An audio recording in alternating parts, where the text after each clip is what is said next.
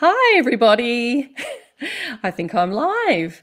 My name is Sarah Epstein, and I'm here this evening to talk to you about my new book, Deep Water. And first of all, I'd just like to welcome everybody and thank you for coming along. I know things didn't work out last Thursday, so I really appreciate Tim and Sue and everybody at Dymocks for inviting me along to be part of this Chapter 1 series of live events. And I'd like to first start by acknowledging the traditional owners of the land on which I live and work, and I pay my respects to their elders past, present and emerging. Okay, so I'm here to talk all about my novel, Deep Water, which is a YA novel, which means a young adult novel, which means it's for teenagers, but it's pretty much for anybody who enjoys reading crime, suspenseful mysteries, anyone from the age of 14 up. So if you are into Australian crime and small town mysteries, then it's probably a perfect read for you. So I'm going to tell you a little bit about Deep Water first, what it's about, and then I'm going to do a reading of the opening pages. Hi, Mandy. Okay, so Deep Water. It's a thrilling mystery for teenagers, and it's set in a small town called The Shallows, which is in the New South Wales Southern Highlands. The story revolves around a missing 13-year-old boy called Henry Weaver, who disappeared on the night of a large storm, and he left his muddy mountain bike behind at the train station. So the story is told in dual point of view from the perspective of Chloe, who is Henry's friend, but she's like an older sister to him, and also from Henry's older brother, Mason. And the chapters from Chloe's point of view take place 3 months after Henry's disappearance, as Chloe returns to the Shallows to stay with her father, and she is still looking for Henry. And the chapters from Mason's point of view take place in the months, weeks and days leading up to the night of the storm and the night Henry disappeared. And then both timelines converge in the climax, and we finally get the answer to the question, where is Henry Weaver? So I'm going to just read a couple of pages from the opening, and then we'll have a bit of a chat about it after that. So this is from Chapter 1. Here we go. This is from Chloe's perspective. They checked the stormwater drains for Henry first, then the swollen banks of Shallow Reservoir. The previous night's thunderstorm had been the biggest and wildest the area had seen for years. It dumped 2 months' worth of rain and hail in half an hour, stripped trees of limbs and turned street gutters into rapids. Sheets of corrugated iron were ripped from the post office roof, and a mudslide took out the same section of Cutler Bend that had been scorched by bushfires only a year ago. It was the kind of night that chewed everything up and spat it out again. None of us wanted to imagine that Henry might have been caught in its jaws. We door-knocked homes and searched shops, checked the library as well as his favourite fishing spot. It wasn't until early afternoon that somebody stumbled across a muddy mountain bike inside the train station's waiting room. It was propped on its kickstand, the front wheel turned on a playful angle as if to say, "What took you so long?" At first it was a relief to realise Henry had made it to the station unscathed. He must have boarded the previous night's final service or one of the early morning trains. It was just a matter of waiting a few hours until he came home. But hours turned into days, days into weeks. Now those weeks have somehow stretched into months. Since January, I've been reading everything I can about missing persons. Some people go missing intentionally, like running away or needing time out.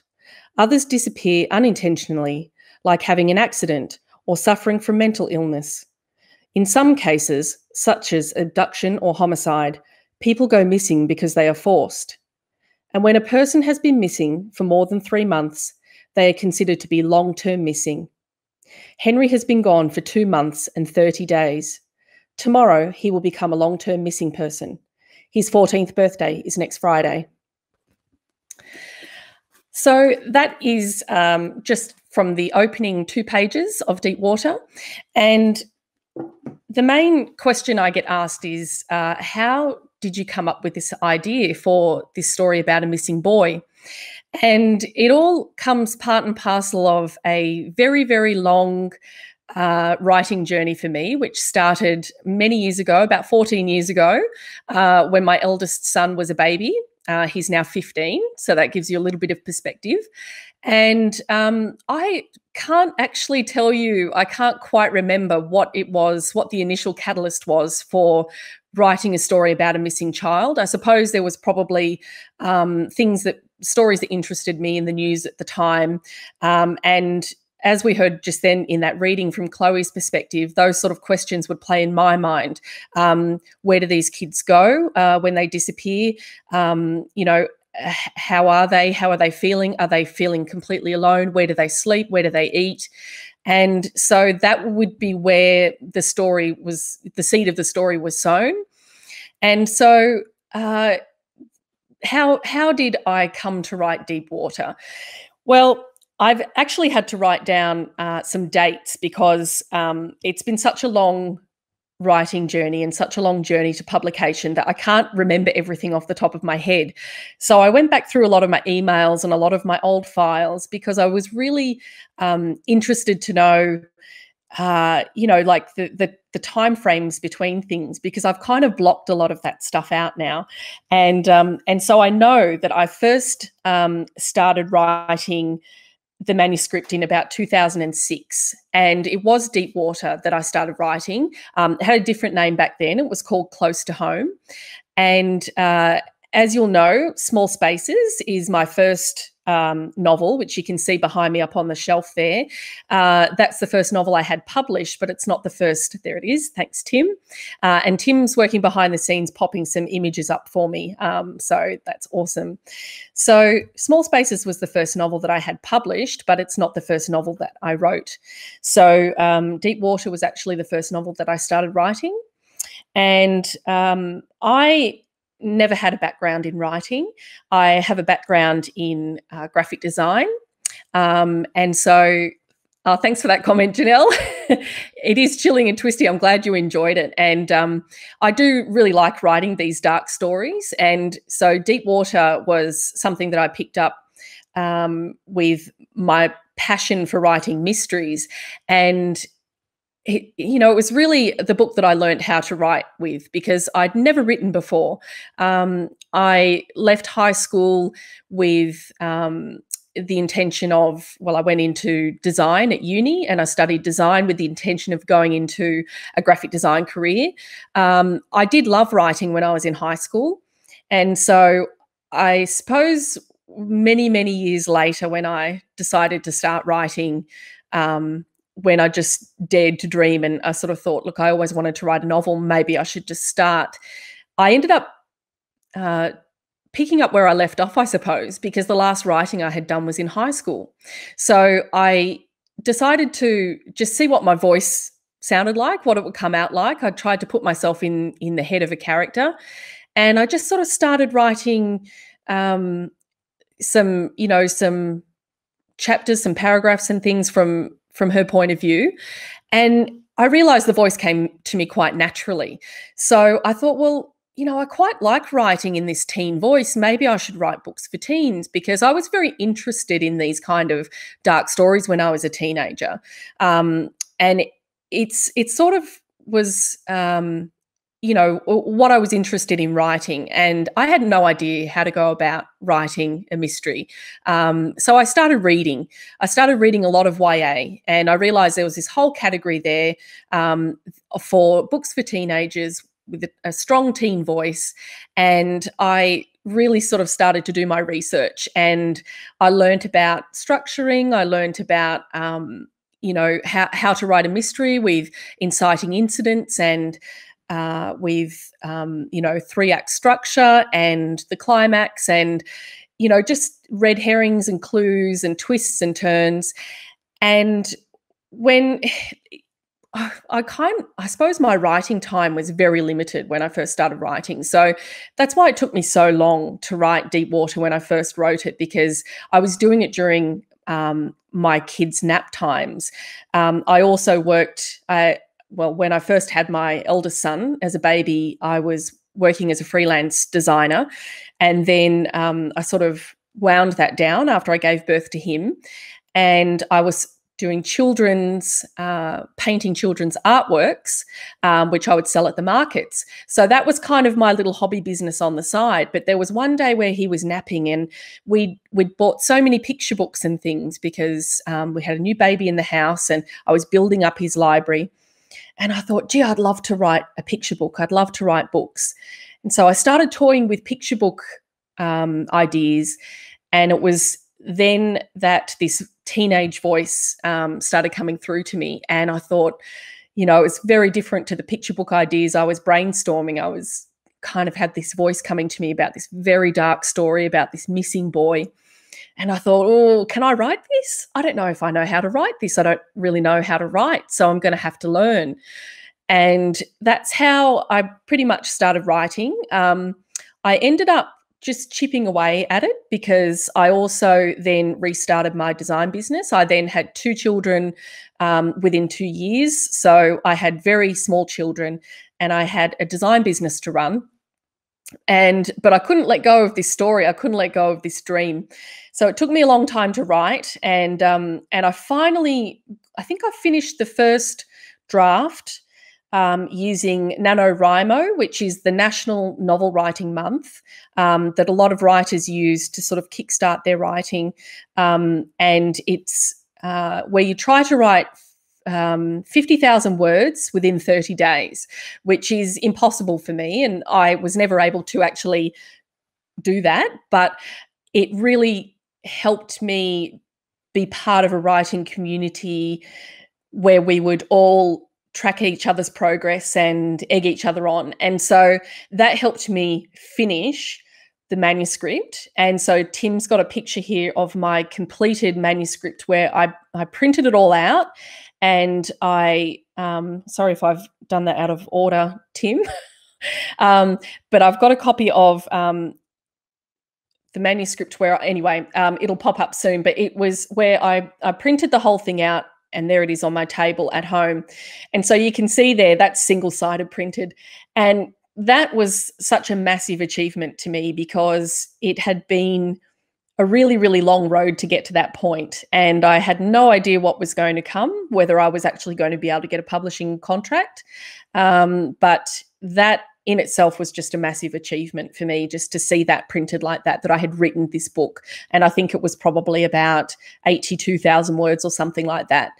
Now, interestingly, the story from there is, and Tim's going to share a few photos of the setting. As I was writing this story, I absolutely just was in love with Australian small town setting, set somewhere in the bush, somewhere in the country. And it was having pictures like this up on my wall. I would stick them up like a mood board. And this was the way I could envisage this story and how I would, complete it, because this town wouldn't let me go, and the inhabitants of this town and this missing boy. And so some of these pictures you'll see, they're actually from the Southern Highlands area of New South Wales. And so some of these pictures are from Moss Vale and Bundanoon and Bowral and places like that. And that was exactly what I pictured in my mind. And this train station was exactly what I pictured in my mind of where Henry was, had gone missing from. And so, it's funny when you've got that setting so clear. Books can often start with different, they might start with plot, where there might be a hook or a premise or something that comes to you. They might start with a character that's talking in your head, a little bit like it did for me. But very soon after, for me, the setting came into play, and I thought, this is what I want. I want this small town Small Town Secrets, Small Country Town, like all of those that I've driven through on road trips. And I want to talk about the characters there and this boy that's gone missing and why has he gone missing. So after I had completed that manuscript, I've had some beta readers, which are your first readers, and I sent it to them. They were some friends of mine, and I had no idea. I honestly could not be objective about whether I had written anything that was any good. It's sort of, you can't really tell with your own writing until you share it with somebody else. And I was fully prepared for them to come back and say, Sarah, it stinks. Don't give up your day job. And I didn't give up my day job, importantly. I was still working the whole time. So for me, putting all of this energy into this whilst also looking after small children and running my design business meant I was really, really serious about getting published, because you don't go into this half-assed. You have to be prepared to put in a lot of work and do a lot of waiting and get a lot of rejections, and also do a lot of revising, a lot revising. So after I first sent it to those readers, I got mixed responses, but most of the responses were, this is great, you can actually write, but then in terms of how the mystery was executed, I had some very mixed responses. And so I realized, I don't think I've nailed this here. I think I need to go back to the drawing board and just think about this mystery a bit more. I then rewrote it again, and I sent it out to some new readers and I did change quite a few things, but at the core of the story was always the same. It was a missing boy called Henry Weaver, the girl that was looking for him, and the older brother, and chapters told from his perspective. And interestingly, when I first wrote this, and so Tim's popped up. This is my revision here. So this gives you a snapshot of how I revise. So that there is a color-coded chart of all of the chapters in the novel, told from 3 different points of view. So the pink is Chloe, the blue is Mason, and the green, I think in there are some chapters from Henry's point of view. And then everything on the right-hand side of that long chart is all of the characters color-coded as well. So I didn't want to lose track of characters. I wanted to make sure they kept appearing. I wanted to make sure that they were all useful and that they all had a role, because when I write these books, I don't want any of my characters to be sort of superfluous. They need to, if you took one of them out, then the story can't work. I need them all to be essential. And so then all of those notes on all those A4 pages were all notes about revisions I was going to make to the different chapters. So it was a hardcore rewrite that I did from the ground up. And this is a revision snapshot of what it looked like before I started doing the final revision that turned into the book that is now published. There were several other revisions before that where I rewrote the story again and again. And it's just not a simple thing. And I suppose I was learning as I was going. So that's the other thing, is that these books don't come to you fully formed.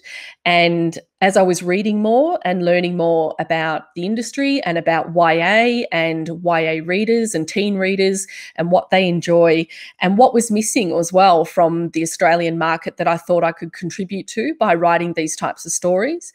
And so after I revised it all again, I thought, well, I will try my hand at submitting it to some publishers and some agents.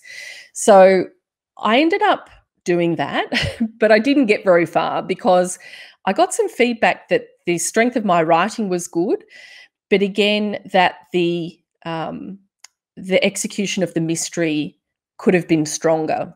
And so at that point, I hit frustration point because I had put so many years and so much work into this. And going by my notes, this would have been around about November of 2012, so late 2012, I decided to start a new manuscript because I just thought, I just don't know if I'm ever going to nail it with this story. Maybe this is just the book that I had to learn how to write with, which it was. But then I wrote another story, and it was a completely different genre. It was a YA contemporary story. I had such a ball writing it because it was not dark and not creepy, and it was just funny and a coming of age story, a bit of romance in it, and very, very different to what I'd been writing. And that book actually ended up getting me an agent. So I did actually end up getting an agent there in the US, and we shopped that manuscript around for about a year, in mostly to US publishers, because she was interested, because she represented authors, you know, to US publishers. We didn't really get a look in here in Australia. And then in the end, we decided we had to shelve it because it just wasn't getting picked up. And most of the feedback that I was getting was that it's great writing, great story, great characters, but it just doesn't have a big enough hook to stand out in such a crowded marketplace. So that was where I thought, okay, I have to go back to my dark roots here and write a book with a really strong hook. And I wondered if that would be deep water. And I thought, no, I think I need to start afresh here. And everything that I've learned on these past two books, I need to do something different. And that was when I started writing Small Spaces. And so when I finally, and there it is, and so that became my debut novel. So I started writing that in, according to my notes, it was, I think it was about 2015, I think, is when I started writing that. And when I told my agent about it, she said to me that she wasn't sure about a thriller for teens, and it was a bit dark, and she thought I should write something light and romancy. And so I thought, well, I did that, and it didn't go anywhere. So I persevered with Small Spaces, but I had to part ways with that agent because we weren't on the same page. And so then I felt like I was at the bottom again. So this was probably now, I guess it was about almost 10 years, I suppose, 9 years from when I first started writing with publication in mind. So a very, very long journey. And so I finally found a way to finish that manuscript, knowing I had no agent, no prospects, really. I felt like I didn't know what I was going to do with it. And I started querying agents, and I put my book blurb up on my website, just in case any agents or editors decided to visit my website. And that is what happened because an editor from Walker Books actually Googled and happened to stumble across my website and the description there and requested to read the manuscript. And so that happened in, let's have a look. So that was April of 2016 that happened. And then I didn't get an offer of publication for Small Spaces until January of 2017. So that's probably, 9 months or something after they first read it. And then it didn't come out until April 2018. So it wasn't actually published until 2 years after it was requested to be read by that editor from that publishing house. So after that, it was a case of I really wanted to go back to, writing darker stories now that I knew that I'd published one with Small Spaces, and people seemed to really like it. And best of all was that teenagers were really responding to it. They really, really love it. And it's like I get a lot of messages on Instagram about how much teens are enjoying that kind of dark and creepy sort of suspenseful mystery. So I thought, right, I think there's an opportunity here for me to revisit Deep Water and really nail the story this time and tell it the way I always intended to, but now with all the new skills that I have learned along the way with writing small spaces. And that's what I did. And so that that picture before of all the of everything of where I was revising, it was a lot of work that went into doing that. And then eventually at the end of it, you'll see me signing my contract. Tim's got a picture of that. And so I finally, very happily, signed a contract with Allen and Unwin to publish Deepwater. And yeah, it was, so it's been a really long journey to this book, but it was the book that I first started writing. And I'm just so happy that it's finally got an opportunity to be read, because, and I'm so glad it's not the book that I originally wrote, because I don't know how everybody would, you know, feel about that book compared to what it ended up becoming. And interestingly, the book, when I first started writing it, was all from Chloe's perspective, who is the friend who's looking for her for Henry Weaver, her missing friend. She's like an older sister to Henry, and I told the whole book from her perspective, and it was something like more like a year after Henry had gone missing. And I realised as I was revising it that one of my favourite characters in the book was actually Henry's older brother, Mason. Favourite in that I found him so incredibly interesting. And I realised that there was so much story there to be told about the Weaver family. And so that was why I thought, I'm just going to try and, you know, start writing some chapters from Mason's point of view, because I sort of feel like I want to hear what he's got to say. And then I realised, oh, there's a whole story here. I'm only telling half the story by talking about, you know, the circumstances of what has happened after Henry has disappeared. But there's all of these circumstances that have happened before Henry's disappeared. And there's a way that I can tell that by having chapters told in Mason's point of view about his family and the circumstances and about Henry, so we can actually see some of Henry rather than just hearing about him after the fact, after he's gone missing.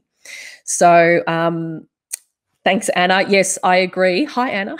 I agree. I now can't even imagine what Deepwater would be like without Mason's perspective, because in some ways it became more of his story to me in the end. And I just really, I discovered a lot about Mason along the way. And the more I wrote about him, the more I understood about all of the other characters and the players in this reunited group of friends. It sort of made me understand all of their relationships a lot more. So it was just sometimes, you know, you just get to that stage where, like, some people will say, oh, look, you know, that story's not working, put it in a bottom drawer and walk away from it. And I'll never do that, because I invested so much time into this story. And I had to sacrifice a lot, because I was, you know, I had small children and I had a business and I had a lot of stress and I had a lot of sleepless nights. And, you know, I was working on about sort of 5 to 6 hours sleep for about a decade. And so because I really wanted this dream and I really wanted to tell this story, and, you know, I'm just not one for ever advising anyone to just put that in your bottom drawer and forget about it. I think put it in your bottom drawer, but maybe bring it out again at some point and reread it, because you'll probably find some absolute gold nuggets in there that might help you, spur you on to a different story, or you might suddenly be able to see how you can fix those problems that it had that you didn't have the skills to fix earlier, because you've gone on to learn a lot more. So anyway, in the end, Deepwater finally has its day in the sun, and I'm just really pleased that everybody's able to read it. And so it's probably now time for me to jump to some questions.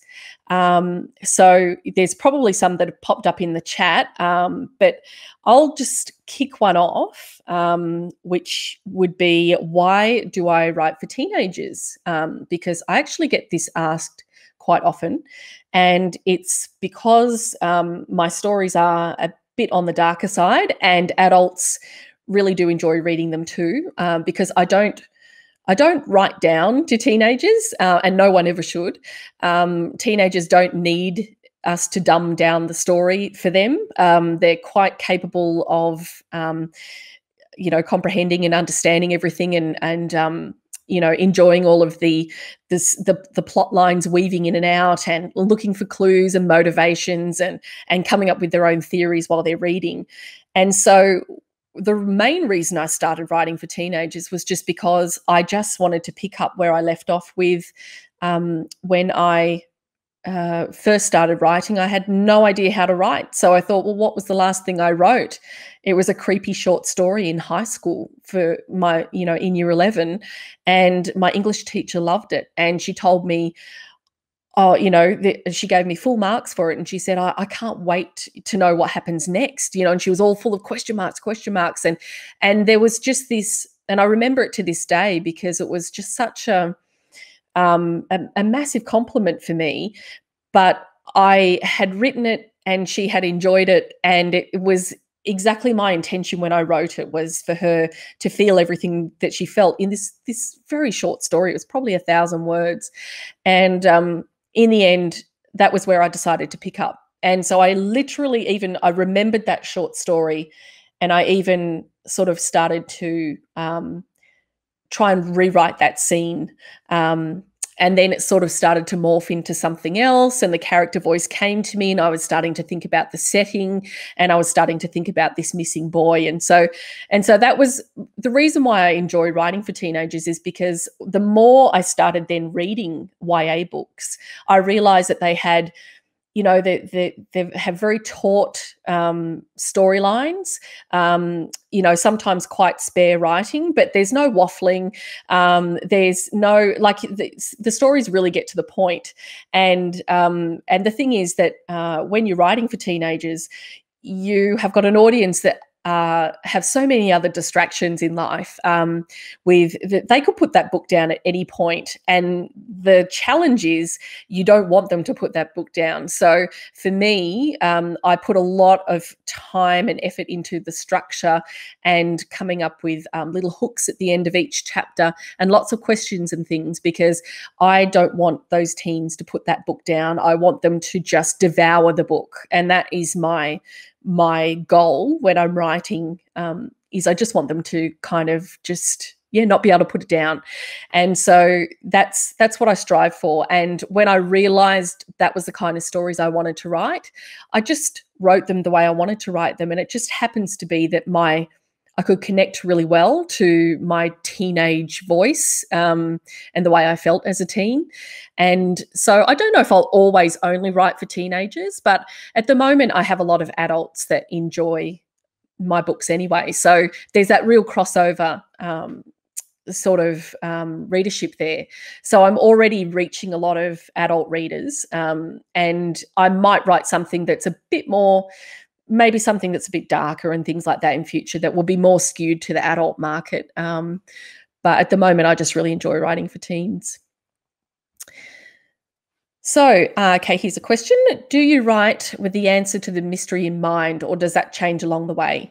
Thanks, Josh. That is actually a really good question, because I do write, the mystery is everything to me. The plot is everything. And I always, a lot of people have heard me say this on other talks and events, that I always come up with the ending first. So I can't get very far when I'm drafting the opening chapters if I don't know what's going to happen at the end. So for me, I plan that quite early on. So even if it comes to me that just a premise or something like that comes to me first, like for instance, with Deep Water, it is, where is Henry Weaver? So just that question, already I know there's a missing boy. So it's sort of about character, but it's about plot. But then I can't really then start writing unless I know what's happened to Henry Weaver. And then I start to think, okay, well, how's everybody else going to find out what happened to Henry Weaver? And how am I going to tell this story? Am I just going to tell it from A to B? That's a little bit boring. So I might need to come up with a different way, different structure of telling the story, and then try to have some different voices coming through, different points of view. So, for instance, something that I did in Small Spaces was I had therapy session transcripts and I had flashbacks to when Tash was a child. And then in Deep Water, I have two different points of view that kind of run in parallel throughout the story, but they're from two different time frames. And I also have some messaging transcripts in there so we can actually hear some of Henry's voice coming through. But none of that works unless I know what the mystery is and what the ending is going to be. So for me, when you're writing a mystery, you definitely, I don't think you can really, I personally couldn't get very far unless I know exactly what has happened, because it's amazing when you, the author, knows what's happened, just how much you can lead readers astray, I suppose, and come up with red herrings, and just how much you can, it's sitting there in your mind, but of course the reader doesn't know. And so it really then means that you can play with characters and really enrich the storyline and the motivations and the relationships between characters, and that's how the story starts to build. And then of course you've still got the point of needing to get the characters from A to B, but you can just do it in a very sort of delicious way when you're writing mysteries. So okay, and this question, do you plan on only writing thrillers? No, I don't. I really do enjoy writing thrillers and mysteries, and I'll always write them. I don't know if that's all I'll only write, because up to now, some of the other projects I have worked on have been picture book manuscripts and also YA contemporary manuscripts. So you'll definitely see things like that from me in future. And I'm also brainstorming some adult psychological thriller novels. I'm not a person that sort of really just gets trapped into one genre and writing for one age category. So for me, I scribble down ideas all the time. It's probably from my creative background in art and design and things. It's just a case of trying to keep up with all of these ideas that my brain has. I always tell everybody that I'm never short on story ideas. I'm just always short on time to execute them. So I'll definitely continue to write thrillers, and I've already started another psychological thriller for YA. But I think you'll see other things from me in future. Paige says, with your background in graphic design, how much input do you have into the look of your covers? Well, it's sort of interesting because authors are sort of invited to have some input into covers. So for both of these books, I provided mood boards where I collected pictures of the setting and just kind of images of the overall sort of mood, I suppose, of what I felt like when I was reading it, any images that sort of represented that. And I put them all together in a mood board. And then they're sort of taken into consideration when it's briefed into the designer.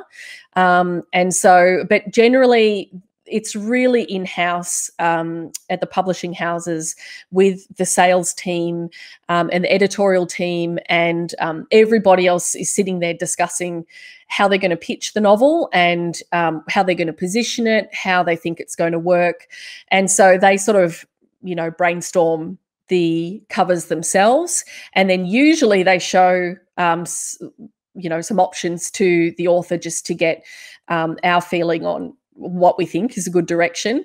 But at the same time, at the end of the day, the decision's not made by the author, which can be quite frustrating because with my background, it is hard for me when I know that I can see a direction of something that could really work.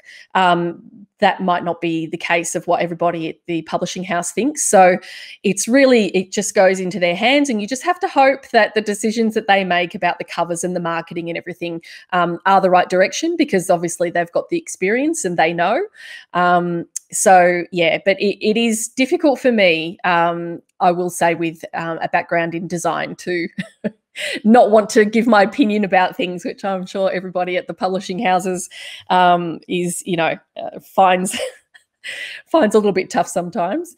Ashley, would you recommend that other emerging authors put the blurbs of their unpublished manuscripts on their sites? Yes. Were there any downsides? Look, there's no downside to doing it, that's for sure. I would highly recommend it, only because my whole publishing career, well, my first published book, which was Small Spaces, all came about because I had a professional looking website that was able to be Googled by my editor, who became my editor.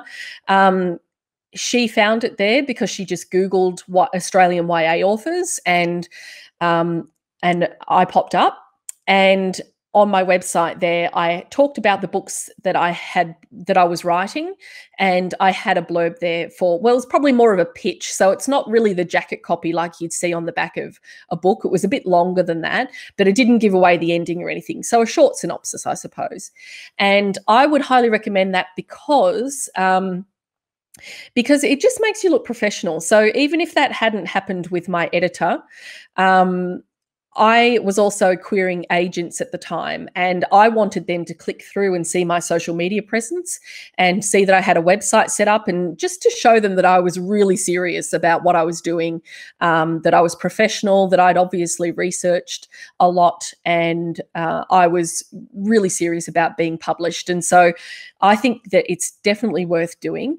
The only downside that I can see is that if you were worried someone was going to steal your idea, but honestly, it would, if you already have a manuscript written and you've got a blurb for it there and yours is all ready to go, I think it's highly unlikely that anybody would come along and read that little blurb on your website and then rush out and write an 80,000 word manuscript based on that. So you definitely will have had your manuscript completed first, and I don't think you'd have anything to worry about. So I don't see any downside to it. I definitely think any aspiring authors should have an established social media presence and website, as simple as it may be, but just to show you know how to do this, because inevitably you will be promoting yourself, and a lot of the promotion will fall to you if you get your manuscript published.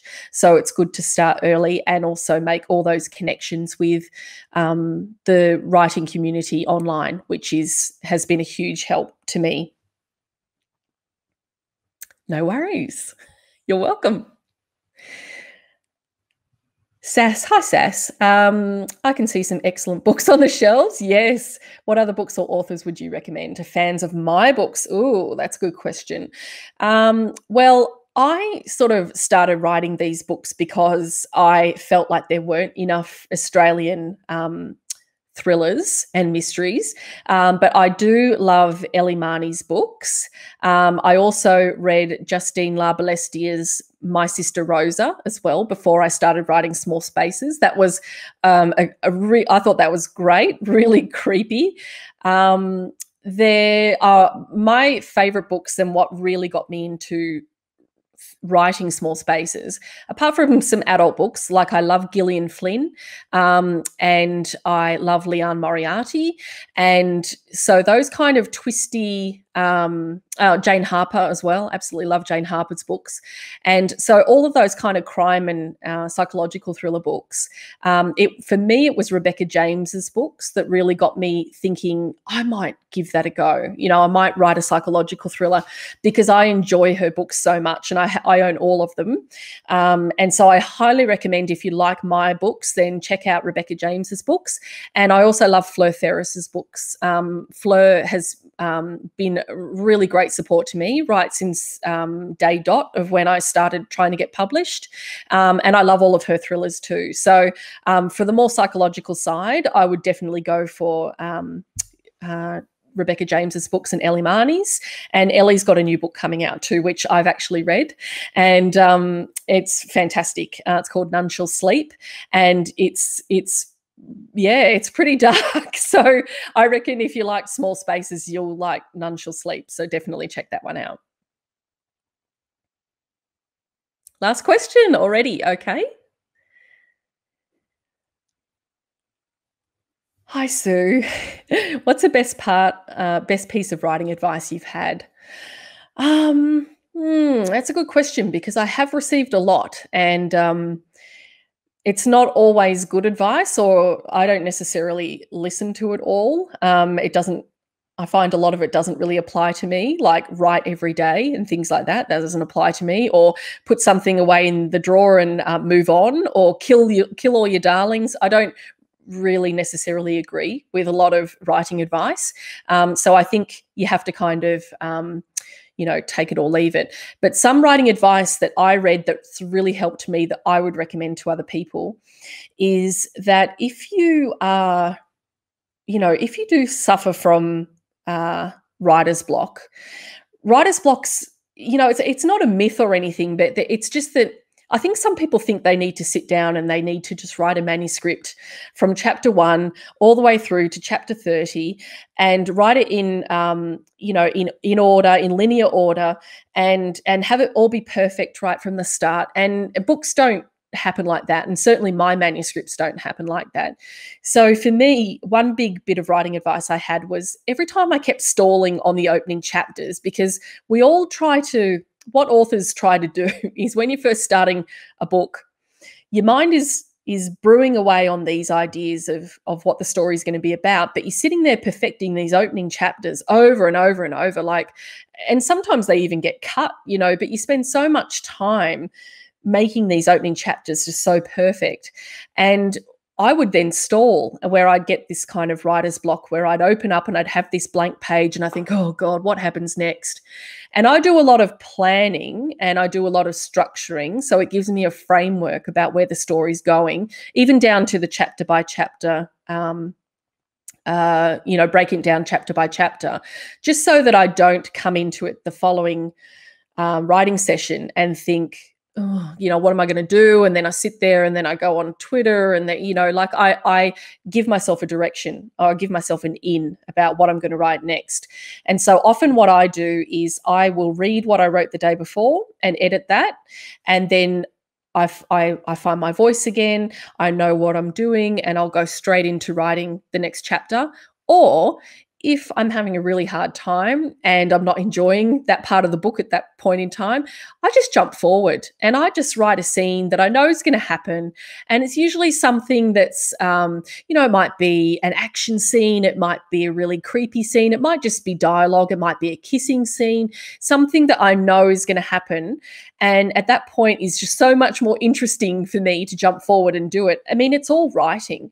So, and it's all useful and it's all going to come into its own as you're putting this book together. So just jump forward, just jump forward and write it. And you might need to revise it later. You might need to write your way into that scene and then out of it. But you'll come away from that writing session having written 1,000 words that you didn't have at the beginning, whereas you might have spent 2 hours just staring at a blank page. So, and then the other piece of writing advice that is sort of connected to that, that is really, really useful that somebody told me once is just try to do little writing sprints. A lot of authors do this, where you set a timer for 30 minutes and you try to write 500 words. And any 500 words anywhere in your manuscript, don't try to edit yourself. Do it almost like a stream of consciousness. And it is amazing that at the end of that, you'll have 500 words. And then you'll have, and if you do it twice, you'll have 1,000 words for the day. And so you'll have that to show for an hour's worth of work, which is amazing. And then you can edit it all later, but you've got the words written down. And often you get some absolute gems in that sort of writing. And yeah, so that would be my writing advice, is try some writing sprints if you ever get stuck. And so that's it, apparently. Thanks, Emma. So that's gone really fast, but I have to just sort of sign off now and thank everybody for coming. I'm so glad that you persevered and joined me tonight after the disaster of last Thursday. Thanks so much to Tim behind the scenes, who's been popping all the pictures up and running the whole show. So thanks to Tim and Sue and everybody at Dymocks for having me. And if you tune in tomorrow, which is the 1st of July, at 1 p.m. Australian Eastern Standard Time, Dymocks Chapter 1 series will be featuring Don Winslow, and he'll be talking about his new book, Broken. So thank you so much. I think I've covered everything. Thank you so much for coming. And yeah, so if you're interested in checking out Deepwater, please do. And you can contact me on any of my social medias to let me know what you thought. And there it is. And thank you so much, everybody, for coming along. Bye.